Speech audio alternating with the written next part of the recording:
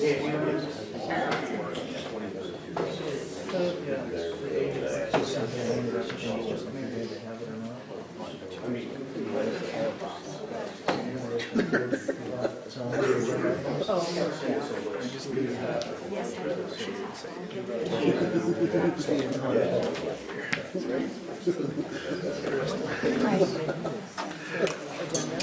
much.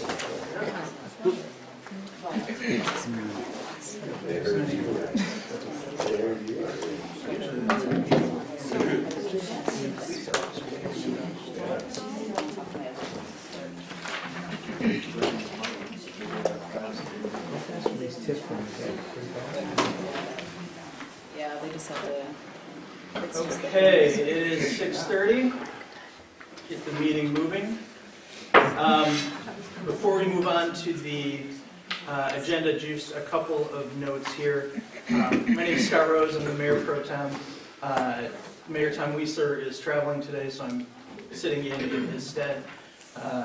Lori, as well, is sitting in for the city manager, city administrator, Chris. So you get the B team all night, folks. I don't know about you. I'm pretty much the A team over here. I know you believe that, and we appreciate that. One other note I wanted to pass along: congratulations to the Mount Vernon Mount Vernon girls basketball team. Their 3A quarterfinal win over Cherokee over in Des Moines, 55-44. So it was a low scoring, but it was a good game. So with that, we'll open the meeting. I think I already did that. And move along to the agenda. We don't have any changes to the agenda, correct? We are going to table J10 tonight. Which we'll do when we get there. Yeah, Okay. when we get there. Yep. Move approval of the agenda as presented. Second. Got it. Paul and Mark on that. All those in favor say aye. Aye. Opposed? Motion carries. We come to the communications portion of the agenda.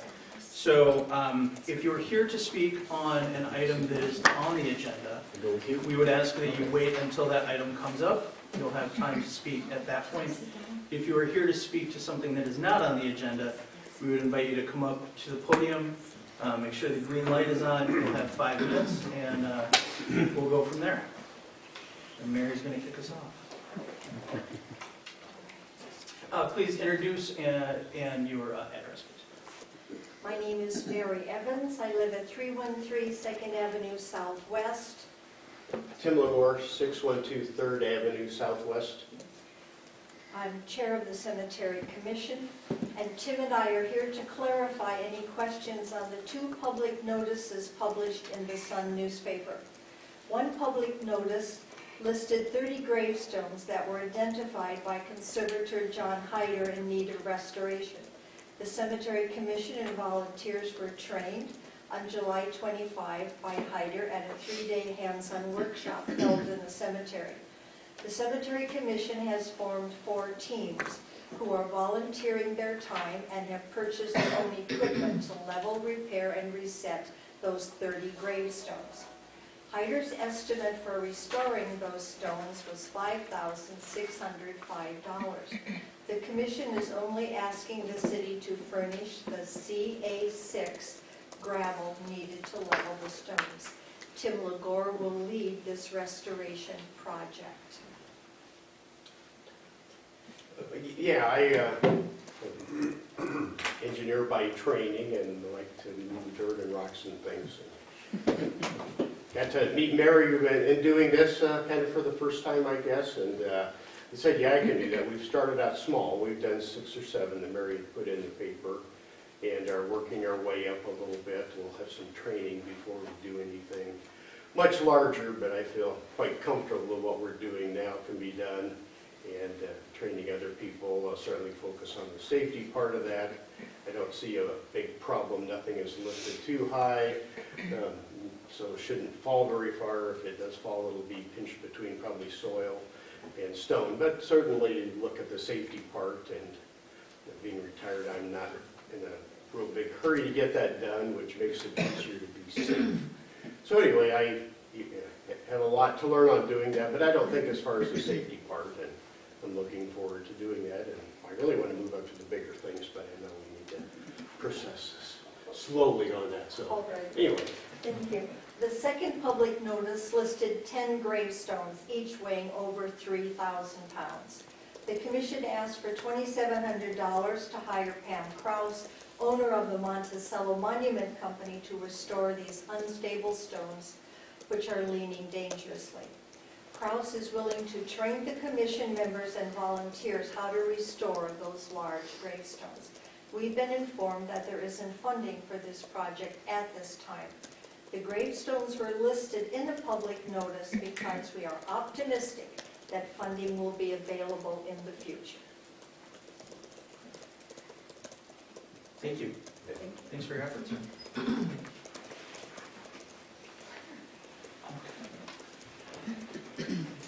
Robert, name and address. Robert Caldwell, I live at 711 Middle Lake Court here in town.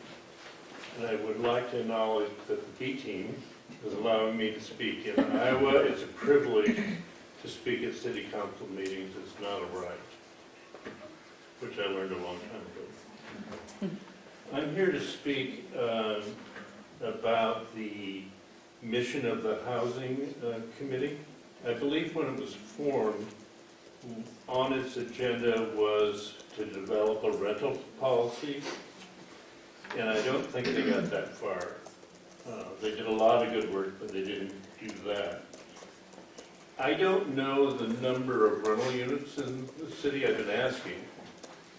I do know that the average rent is $850, somewhere between $800 and $900.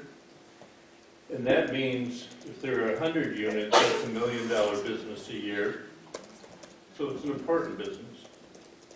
If there are 200 units, it's a $2,040,000 business a year. I believe that the committee can look at two things, safety and quality of life. They can't really come between tenants and the landowners. That's a business relationship.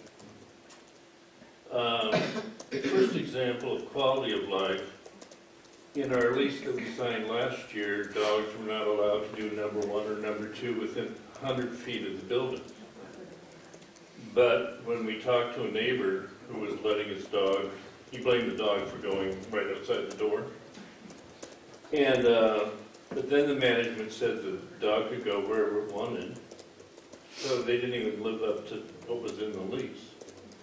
So I think that's one issue that the Housing Committee might look at in consultation with Lynn County Health Department or local veterinarians. What would be in the interest of community health, where should dogs be allowed to go? I think that's one thing they could look at. The other is safety. We have had, our current manager does not clear the parking lots or the sidewalks. They tried one day by sending one person out with a shovel and a snow blower for the sidewalks. But here's what happens when the snow is not cleared. Cars drive over it, compress the snow, and ice develops down below. So I have an 82-year-old neighbor. She rents a garage. She couldn't drive for 3 weeks because they didn't clear the parking lot. So I think that's a safety issue. I can tell you 3 years ago, I have pretty good eyesight. The parking lot looked clear to me. I slipped on black ice. I couldn't see it.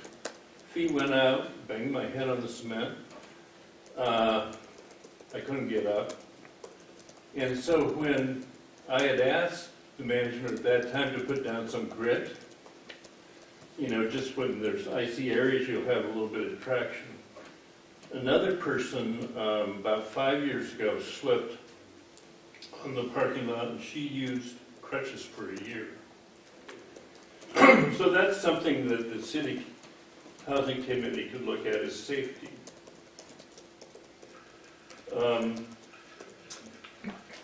There's another issue. There's a railing on my building in the south entrance, and the railing has come out of the cement underneath. And a person who lives there is quite obese, and she can't use that railing because it goes like this. but nobody will fix it. So I think the housing committee could look at safety and quality of life issues. I also think that if the city housing committee is going to look at this issue, I know there are landlords on that committee, but I don't think there are any tenants. So it seems to me, during the time they're looking at rental policy, it would be good to have adequate representation. And of course, everything has to be cleared by the city attorney, but Robert, I'd ask you to wrap up. We're at the 5 minutes. yeah, I think that's it. Thank you for listening. Thank you. Thank you. Anyone else interested in the open comments section? Okay, excellent. Moving on to the consent agenda, we've got the approval of our minutes from the last meeting as well as the liquor license for Vernon-Lisbon. I'd move approval of the consent agenda as presented. I'll second that. All right, we've got a motion and a second. All those in favor, say aye. Aye. All those opposed? Motion carries. We don't have any public hearings this evening, neither do we have ordinances or resolutions, or any mayoral proclamations. Okay, moving right along. I know. What? The last thing we need is me proclaiming anything. As far as old business, we do have the discussion and consideration of a lawn maintenance agreement for the Mount Vernon Cemetery, an item that was tabled on February 18th. Looks like we've got some discussion around that, but the first step in that would be on table. I would move to untable item I1. I'll say it. All right, we've got a motion and a second to remove that from the table. All those in favor say aye. Aye. Opposed? Okay, and now the discussion and consideration of the lawn maintenance agreement for the Mount Vernon Cemetery. So this was tabled at the last meeting because we had received a quote from Jordan's Property Care who did it last year. But we had interest from another lawn care company that wanted to submit, so we tabled it so we could give them an opportunity as well to submit a quote. We did receive another quote from Dick's Lawn Care. Both quotes, I mean, they're about $2,600 apart. Dick's Lawn Care is a little bit cheaper. We did not have any complaints, any issues with Jordan Lawn Care last year. I've not heard anything. I mean, we've not worked with Dick's Lawn Care, but I have not heard anything bad. I know that they have manicured cemeteries as well. So we're kind of bringing it to council for you guys to make a decision on which way you want to go. I mean, Dick's is $2,600 cheaper, but really, staff doesn't have a recommendation one way or the other. Would you consider going back to Jordan and seeing if they can be a bit more competitive with their price, knowing that there's one there? Certainly can, yes. Yep, I can tell them that we received another one. That's but, about 7.5% cheaper, but that we're happy with them. And if they say no, that doesn't necessarily preclude us from approving that. But Oh. Do we have any recommendations for Dick's? No, I mean, I know that they do other cemeteries and they have gotten good reviews, so, I mean, that's what I have to go off of, but we've never used them, so. and they're local, right? They're local, yeah, yeah. How long have we been using Jordan's? Last year was the first year, so the gentleman that did it before, Paradise Landscapes, they did it for 41 years. So this was our first year with a new company last year, and like I said, we didn't have any complaints. I knew it was a long time. It was 41 years. Yeah. So yeah, this was our first year with them. Like I said, I don't have any complaints. They, from what I can tell, did a good job. It doesn't sound like there's just people lining up to do this. No. Jordan's was So- the only one that we got, well, we got two, but one was significantly higher. And this is one, sometimes, in an effort, I'm all about saving some money. But if Jordan did, a great job last year, I don't want to alienate them just in case we aren't as happy with Dick's, and then maybe Jordan's is just done with us. So that's always a thought too, and that crosses my mind when I think about these things. Too bad the cemetery commission people are gone, so we can't get their input on. Well, I had talked to Mary Evans about it, and they said Jordan's did a fine job as well. They didn't really have any complaints with it. There were a lot less stones getting hit last year, so that was good. But no, I think Mary was pretty happy, and the commission was fairly happy with their work as well, so. How, we just heard that there wasn't money for a project. And it seems to me that if we're going to do a reasonable bid process, that it would be appropriate to take the lowest responsible bid, which is a requirement. That doesn't mean it's got to be the lowest. It means it's got to be the lowest responsible. So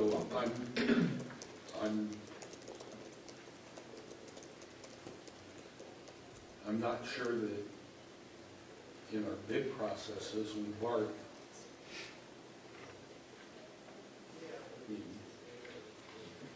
we ask for bids come in, and Yeah. we determine what's the lowest responsible bid and go from there.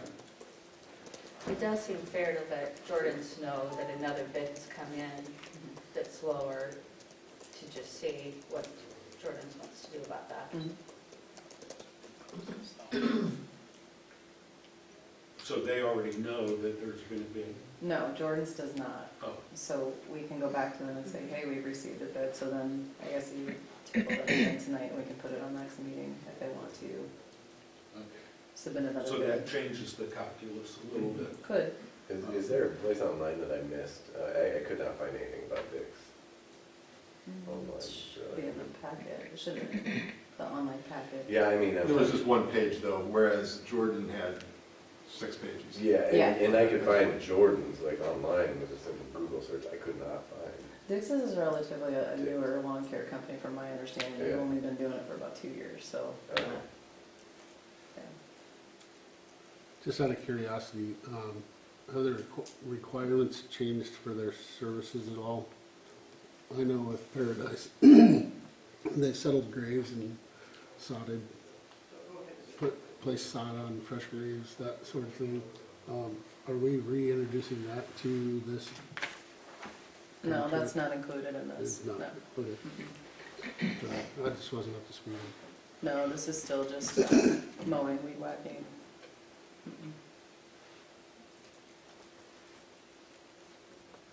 Well, And that is the will. I would recommend that we retable this, That's fine. give the administration an opportunity to have the discussions and bring forward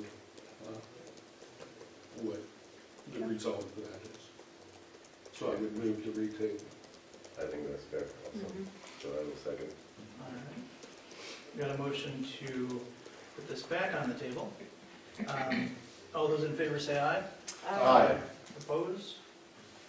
Motion And I carries. think the dates appear to be like May 1st. They need their payments and stuff. So that's not correct. We got a minute, but not a ton of them. But yeah, No, we have some time, we can put it on there. we should be able to hash it out next time. Yep. Okay, motion for approval, number 1, the consideration of the claims list, both with the packet and sent out this afternoon from Marcia. Move approval of the claims list as presented in the pre-packet and today. Second. Okay, motion to approve the claims list. All those in favor say aye. Aye. All those opposed? All right, now, the really fun part that we all wish we could do is one, I and know. that is And you can't. not how this works. No. So as the fiscal year comes up and we've got budgeting, we have a lot of discussion and consideration of tax increment financing reimbursement certification for all sorts of phases of the development around town. And while I joke, this is one of those good problems to have because you don't get TIF without growth. So Right. here we are. Yes. But having said that, we're just going to go through each of these, consider them, and move forward. But it's a lot of repetition, so It is. bear with us. So you guys should all take a turn. Round robin, like Marcia goes through resolutions. So discussion and consideration of tax increment finance and reimbursement certification for Stonebrook Phase 1. Move as presented. Second. Motion to approve Phase 1 for Stonebrook. All those in favor say aye. Aye. Opposed? Motion carries. Discussion and consideration for Stonebrook Phase 2. Motion to approve. Second. Motion and a second for Phase 2. All those in favor say aye. Aye. Opposed? Discussion and consideration for Stonebrook Phase 2B. Oh, apologies, that previous one was 2A, so this is 2B. We'll move to approve TIF increment financing reimbursement certificate for Phase B, Stonebrook. To be. Second. Okay, we've got a motion and a second for Phase 2B for Stonebrook. All those in favor say aye. Aye. Aye. Opposed? Motion carries. Discussion and consideration of tax increment financing reimbursement certification for Stonebrook Phase 3. I move to approve discussion and consideration of tax increment financing reimbursement certification for Stonebrook Phase 3. Second. Got a motion and a second for Phase 3. All those in favor say aye. Aye. Opposed? Motion carries. Discussion and consideration for Stonebrook Phase 4. I would move approval of discussion and consideration of TIF for Stonebrook Phase 4. Second. Got a motion and a second for Phase 4. All those in favor say aye. Aye. Opposed? Motion carries. And discussion and consideration for TIF reimbursement certification for Stonebrook Phase 5. I'll move to approve the TIF reimbursement certification for Stonebrook Phase 5. Second? Got a motion and a second. All those in favor say aye. Aye. Opposed? Motion carries. Discussion and consideration for TIF reimbursement certification for Spring Meadow Heights Phase 2. Move to approve tax increment financing reimbursement certification for Spring Meadow Heights Phase 2. Second. We've got a motion and a second. All those in favor say aye. Aye. Opposed? Motion carries. Discussion and consideration of TIF reimbursement certification for Spring Meadow Heights Phase 3. Move to approve TIF financing reimbursement certification for Spring Meadow Heights Phase 3. Second. We've got a motion and a second for Phase 3 for Spring Meadow Heights. All those in favor say aye. Aye. And opposed? Motion carries. Oh, wow, okay, knocked those out. Excellent. All right. You got through I it? know, I got to do a little I'm bit. exhausted. All right. Now we have the item 10 under motions for approval. Discussion and consideration of cardio equipment lease and purchase. We punted that one. This is the one I we're believe we're going to We're table. asking for. So we would need a motion. Yep. I'll move the motion for discussion and consideration of the cardio equipment lease purchase for the LBC. To table that? To table, yes. Okay. Second. We've got a motion and a second to table the cardio equipment lease and purchase discussion. All those in favor say aye. Aye. Opposed? Motion carries. All right. Discussion and consideration of chalk purchase for Chalk the Walk. So yeah, this is just the annual pass-through expense for the Chalk the Walk event, in the amount of $3,800. Yeah, I would move approval of the purchase of the chalk for Chalk the Walk in the amount of $3,800. Second. Out of curiosity, Matt, it was noted that this is less than in years past. Is that just we have some holdover, or what's? Yeah, there's two reasons. One, well, actually, one real reason. So we have found another brand chalk, but actually where we do not lose the quality, that will be a little bit less expensive. Okay. We had our experts chalking on the pavement and on paper, and we can't find any difference between the two. They might even come from the same manufacturer, but just different brand names. So we just decided to go that route. So that helped save a little money. Perfect. And a thank you to Danielle up at Ironleaf for acting as the pass-through, well, we're the pass-through, as acting as the purchasing agent for the committee and for the city on that. We appreciate that. Okay, we have a motion and a second for the purchase of the chalk for Chalk the Walk for the $3,800. Any other questions or consideration? All those in favor say aye. Aye. Opposed? Motion carries. Discussion and consideration of Elliott Field E infield renovation. No, I'll take it. I'll take it. So every year that I've been here, 15 years, the demand always outweighs the supply as far as field usage is concerned. When I first started here, Field E was just being built as a grass infield. And there was a program that utilized it quite a bit called the Prep League.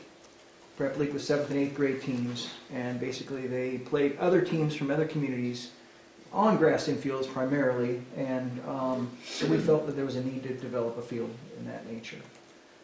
As teams have progressed and as fields have progressed in the area, we don't have the Prep League anymore in this area. Those kids are playing club ball, and they're playing on all sorts of different fields. They're not required to play on a grass infield. And so right now, that field sits fairly empty throughout the year. The high school will use it for a couple of weeks until Cornell becomes available. Some of the older teams will use it, but they don't like it. It takes staff quite a bit of time to manicure that field, to make it what it should be. So our idea was to possibly allow more teams to utilize this by skinning the infield and turning it into lime, as opposed to using grass. I've talked to the high school baseball coach and the athletic director for the school, and they both are in agreement. That field is very difficult anyway because home plate sits about 4 feet higher than center field. It's just the way it was. It's the way it was built, the way it was developed. The land is what it is. They feel that they don't get a true bounce on the grass infield. They don't feel threatened by us putting lime on that entire field. Now it is a very large infield. Typical baseball field will have 60, 65, 70-foot bases. These go 80 and 90. So there's a longer base path there. But it's a really big infield, and we can utilize it from a lot of teams. I think it's important to clarify that typical baseball fields for different levels have 60, 65, and 80. And because that field was developed for high school level, that's why we built the 90 feet and did all of that. And to Matt's point, the ability to multi-use that field the way we do Field D, which is the eastern field off of the parking lot, it just makes a whole lot of sense, and this is from somebody who helped build it and as well as used it as a coach and umpired. Took a few bruises. So I'm excited to see this brought forward. Thank you. And so the two quotes that we have received are not significant amounts to change this. And so they're both local quotes. We're hoping they're apples to apples. You know, we did the best we could. I'm not an engineer, so we didn't really bring an engineer into this. But I think it's very simple, by talking to both companies, it's a very simple process. Coring out the infield that has the grass, replacing it with lime, leveling it out, making it playable.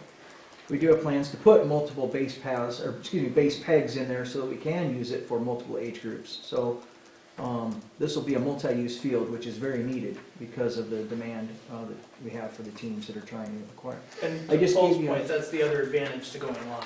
Because Correct. you kind of lock yourself into a base distance with the. 80 and 90 are the only Yeah. two base pads you Yeah. can use on that field when it's grass. Because then you're having a transition of a base being on grass, and that doesn't work for anybody if you're familiar with baseball. So if I just sent you, or I put on your desk, just the typical, this is what we're looking at right now for baseball. I have 15 competitive teams right now competing for space. Plus I have the Mount Vernon High School and Mount Vernon Middle School competing for space, not just this field, but everywhere. Then also, that doesn't include the Park and Rec teams, which could be as many as 15 teams that I've got to try and find space for as well. So there aren't a whole lot of open spots right now here that I don't have Park and Rec placed in, other than the yellow spots here. So I'm trying to give not only the other teams, competitive teams, some opportunity, but also Park and Rec teams opportunity. So I think having an additional field is going to open up a lot of, I'll just say, opportunities again for us to fulfill that need. So. And I'm sorry, Matt, the yellow represents Park and Rec. Yeah, And so. that they are not scheduled, but those fields are reserved for Park and Rec. Yeah. And the blue, then, they're also reserved. The green is not reserved. If you see there, typically in a community, sometimes you'll have games throughout the week. We don't have that opportunity because I don't have a field for them to play on. All the teams are practicing on those fields. Park and Rec registration doesn't start. We start after the club teams start. So we do our registration in segments so that I can put less impact on the family financial aspect. So right now we're doing spring soccer registration. Once that is over March 6th, then we'll begin baseball registration. Those baseball teams won't start until the first part of May. So teams can utilize this, but then they've got to be bumped after May. So let's say you have a 12U baseball team, Scott. Starting May 13th, I'm going to bump you from that field in the yellow. So teams can utilize it for games up until a certain point, but then they won't be able to use it after that. Park and Rec will use it at that point. There will be almost 15 teams in Park and Rec, so I've got to figure out a way to utilize the time slots that are available for that. We have been in the past pushing them to grass fields over at Bryant Park, because that's the only space we have left to utilize. So just looking for more opportunity. That's what we're looking for. How long will this last? The Fixing the infield, fixing the grass, Oh. and scraping it, and all that. Oh. A year or two, or 3, or 10 years? forever. Yeah, I mean, this is a long-term minimal solution. upkeep. We'll have to relime it every. Yeah, we'll have to throw Yeah. lime on it, but this is a long-term solution. We won't grass it again. Yeah, so $5,000 will last us for half a dozen years or so. Yeah, there'll be other expense for lime. We add lime to fields every other Yeah. year. That gets. It's $5.50 a ton, not a big deal. Yeah, so, but this will be a long-term solution for us. And then it'll just fold into your budget moving forward. Yes. I'm assuming Chris has got an idea of using Lost for this? Yes, it is. Instead of coming out of operations.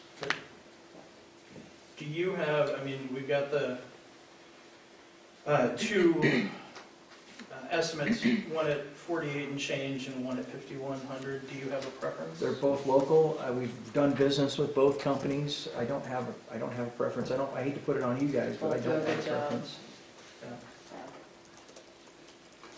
Well, in the interest of the fact that sounds like both are responsible bids, I would move approval of awarding this to Dirk Wenneke for the amount of not to exceed $5,000.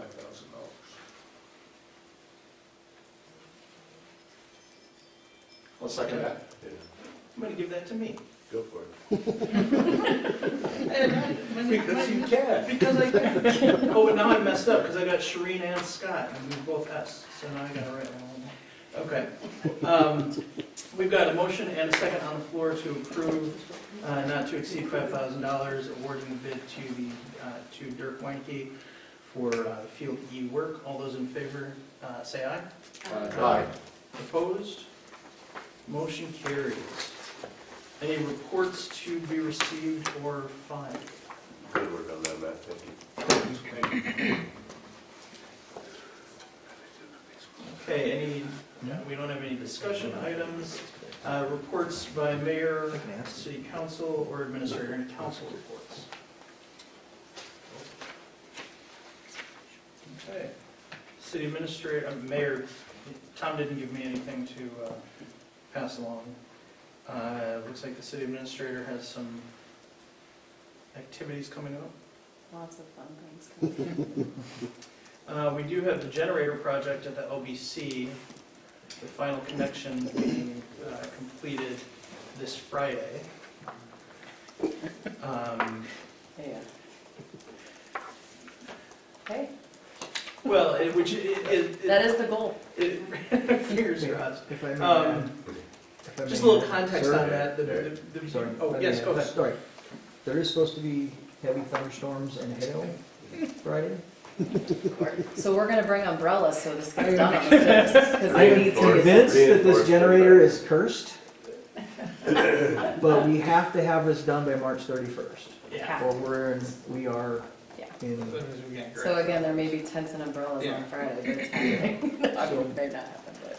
Feels like the beginning of Back to the Future. yes, I feel the same. Getting down to the wire here on this one, so Right. I have confidence. 1.21 Yeah, here we go. Um, The DeLorean. The beauty of having that generator, once it eventually, by March 31st, gets installed, it gives us storm and shelters and powered locations throughout the city. And it just is another, long-term solution for problems that were identified in the wake of the derecho. So Might even use it that night. if the storm is, yeah, speed it up. But please, don't curse us.